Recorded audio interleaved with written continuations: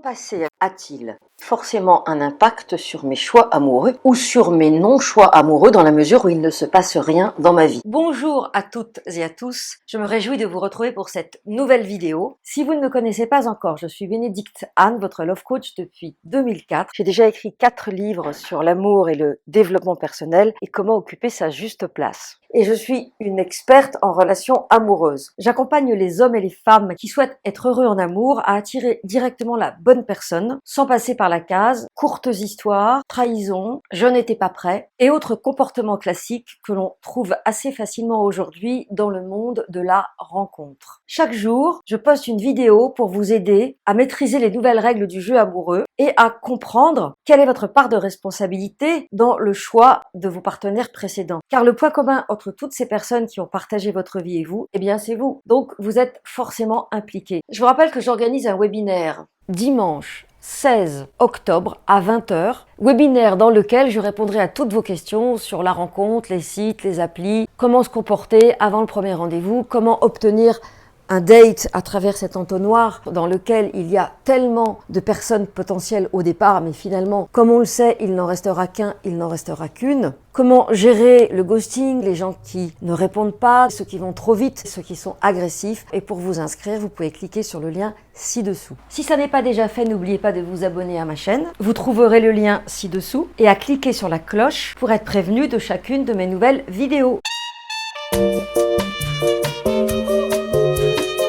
Mon passé a-t-il forcément un impact sur mes choix amoureux ou sur mes non-choix amoureux dans la mesure où il ne se passe rien dans ma vie? Bref, y a-t-il un lien entre mon célibat, mes galères amoureuses et mes origines? Pour illustrer le passé et son impact potentiel dans nos relations amoureuses, je vais partir de cette série que vous avez toutes et tous vue pour la plupart, puisque vous en avez parlé dans les commentaires de la chaîne YouTube. Du coup, je suis allée voir cette série et j'ai adoré parce que sous une apparence de soap opéra, #Dallas version turque, avec 3 héroïnes caricaturales, la chirurgienne qui a la main qui tremble, l'influenceuse qui a une trouille terrible de l'eau et l'avocate qui a un cancer déjà bien avancé. Les 3 filles sont très belles, très brillantes, plutôt jeunes et donc correspondent à une cible que l'on veut toucher. Mais justement, l'intérêt d'utiliser des personnages qui donnent envie de s'y identifier permet de faire passer le message au plus grand nombre. Donc ce qui nous intéresse, c'est que ces 3 femmes ont des problématiques extrêmement différentes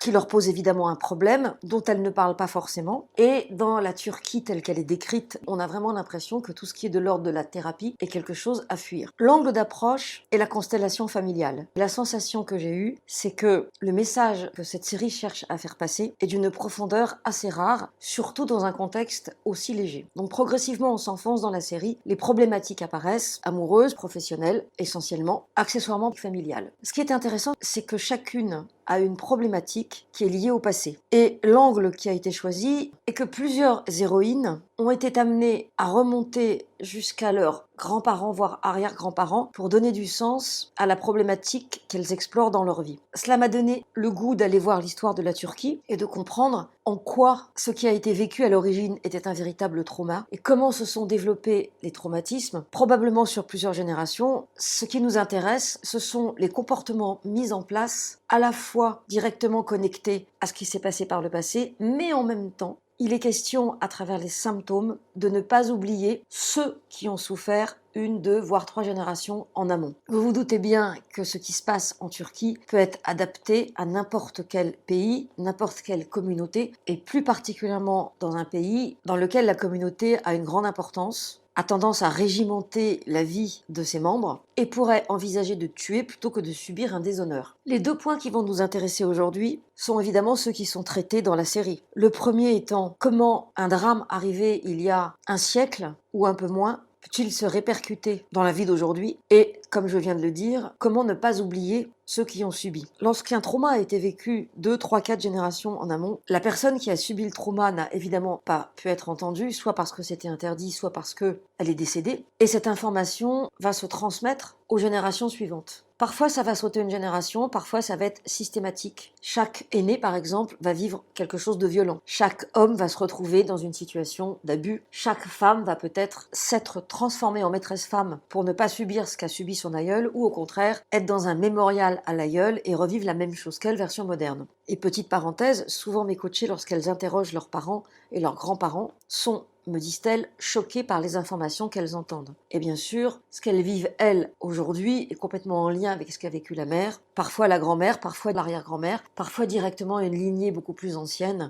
Il n'y a aucune règle en la matière. Ce qui est sûr, c'est que, et ça nous renvoie au deuxième point que je voulais aborder plus en détail, c'est que donc, ce que nous vivons aujourd'hui est là pour ne pas oublier ce que nous avons vécu autrefois ou ce que l'un des parents aurait vécu autrefois. Par exemple, une femme peut s'interdire l'amour parce que sa mère a été tellement malheureuse avec son père qu'elle en a souffert, soit par excès en utilisant sa fille comme thérapeute et grande oreille et confidente, ou au contraire en faisant tout pour cacher à sa fille sa souffrance. Et dans ce cas-là, sa fille a cette image qui m'a souvent été restituée, où la mère est dans la cuisine, regarde par la fenêtre, ses épaules se haussent parce qu'elle est en train de pleurer, mais elle prend sur elle. Dans les deux cas de figure, que cela ait été acté par excès, j'en rajoute une couche et je me répands, ou par défaut je prends sur moi et je me sacrifie, sans le dire, sinon c'est plus du sacrifice au sens propre du terme, la fille ne peut pas ne pas avoir entendu la peine de la mère et va peut-être, pour honorer la peine de sa mère, revivre une peine pas similaire mais de la même intensité en termes de ressenti et de vécu. Comme pour lui dire « Je t'aime tellement maman que je souffre tout autant que toi version moderne ». Et il ne s'agit pas d'une répétition névrotique qui ne nous mènerait à rien, il s'agit au contraire d'une histoire d'amour qui s'accomplit. Et lorsque nous pouvons entendre la mère dans sa souffrance, ou la grand-mère ou l'arrière-grand-mère, peu importe, qui est concernée et qui est celle qui apparaît lors de notre consultation, alors le fait d'avoir été entendu met du baume sur plusieurs générations. Ça demande bien sûr de faire le travail d'une manière appropriée, mais l'idée est de vous faire comprendre que grâce à cette série, le message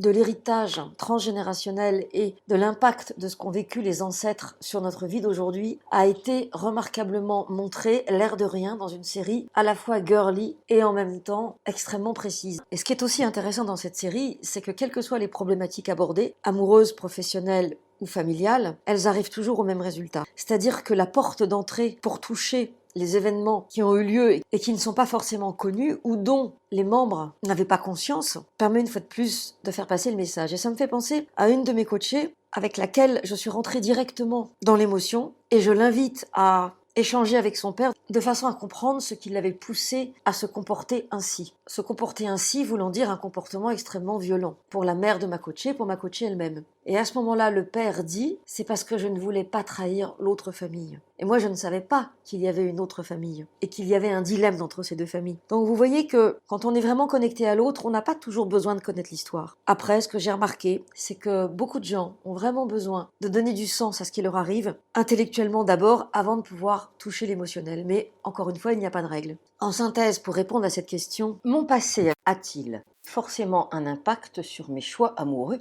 Évidemment que ton passé a un impact sur tes choix amoureux, mais pas que sur tes choix amoureux, aussi sur tes choix professionnels, sur les personnes toxiques que tu rencontres dans le cadre de ton travail, que ce soit des collègues ou des N+1, N+2, N+X, que ce soit avec tes amis ou que ce soit avec tes enfants. Alors oui, votre passé a un impact, alors non, c'est impossible d'avoir un avant et un après. L'avant voulant dire, voilà la violence que j'ai vécue et aujourd'hui je suis quelqu'un de différent. L'après voulant dire, maintenant on n'en parle plus. Or, on ne peut pas se couper de ses racines. On ne peut pas rejeter sa famille et ses aïeux. Et on ne peut pas non plus être soumis aux didactes de sa famille. Donc tout l'enjeu est de rester en lien avec eux, sans les rejeter, sans les haïr, en trouvant l'angle pour entendre ce qu'ils ont à dire sur le sujet, parce qu'évidemment ils vont s'y opposer, et en même temps en se dissociant du programme qui nous a été imposé et qui ne nous convient pas forcément. Alors, est-ce que vous aussi, vous avez été parfois coincé dans des situations familiales, professionnelles, amoureuses, qui ne pouvaient pas ne pas avoir un lien avec votre passé, voire vos aïeux, vos ancêtres? Est-ce que parfois vous n'avez pas eu de réponse à des situations qui se répétaient? Est-ce que vous avez réussi à trancher dans le vif, et telle une Lara Croft de la jungle, à couper les mauvaises herbes